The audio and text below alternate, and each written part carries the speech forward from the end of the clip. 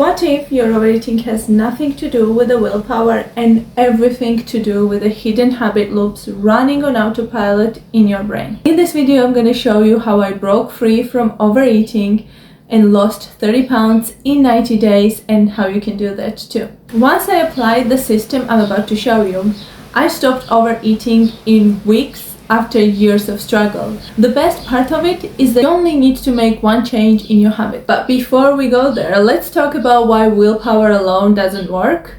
If you ever told yourself, I just need to stop doing this, and then you did it anyway, you're not broken, you're just stuck in a habit loop. Every habit has three different parts. First thing is cue. Cue is a trigger. It may be stress, maybe boredom, walking into the kitchen. We are individuals, so every single one of us has different type of cues. Second thing is routine. Routine is automatic behavior like grabbing a snack or ordering a takeout, which follows the trigger.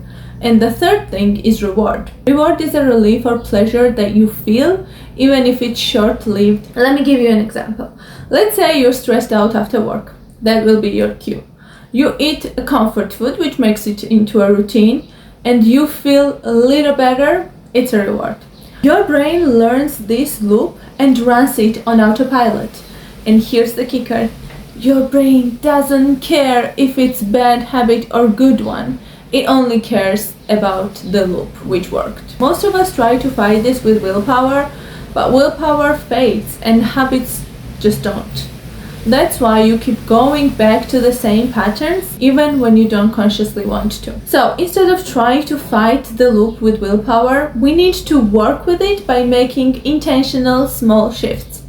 But how do you do that in your day-to-day life when habits are very automatic? Well, here's how you can get the results. Every habit is a chain of small events, not just one action. To change the habit, you only need to break one link. For example, you are finishing dinner, you go sit on a couch, turn on the TV, grab a snack, eat it mindlessly until it's finished. To break that chain, you could skip bringing food to the couch, or have a snack before you go and start watching a TV, or make a portion of the snack smaller than you used to eat before. You can make another adjustments as well, but those are just several examples you can use. In my case, I used to come home very stressed and go straight into the kitchen. I didn't even taste the food. I would eat everything on my way. I was just reacting to my stress. So what I did to make a change was, when I came home, I first changed the clothes and had a rest. This pause gave me enough space to make different choices. For example, what was the food I wanted to eat? What was the specific things I wanted, which helped me avoid overeating because I was not going into the kitchen unconsciously anymore. This works because you're not forcing willpower, you're just interrupting the autopilot system of habits that is going on in your brain. If you do it consistently, the old habit will weaken and better one will take the place. That's how you replace the habit.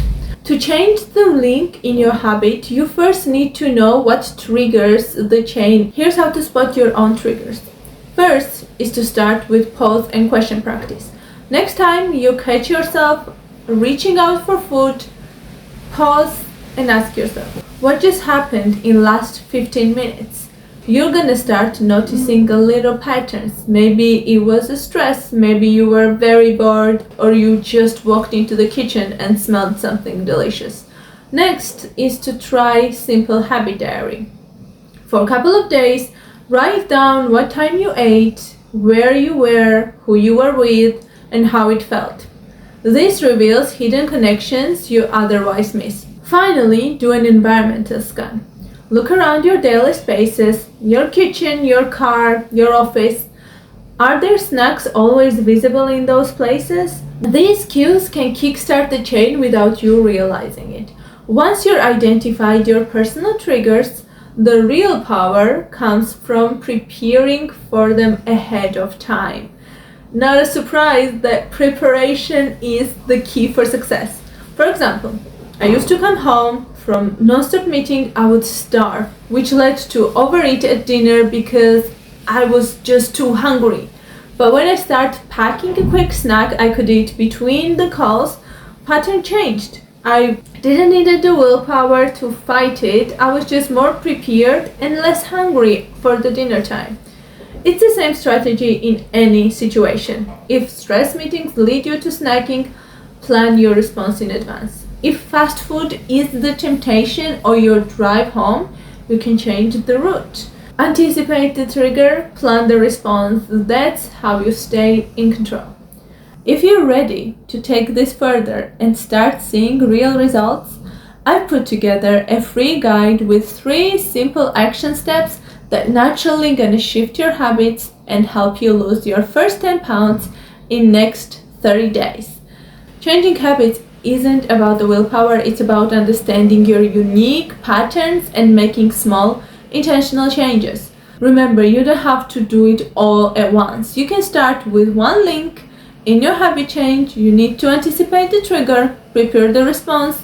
With the right tools and the mindset, lasting change is absolutely possible, and I'm here to help you every step of the way. Before you go, don't forget the free guide.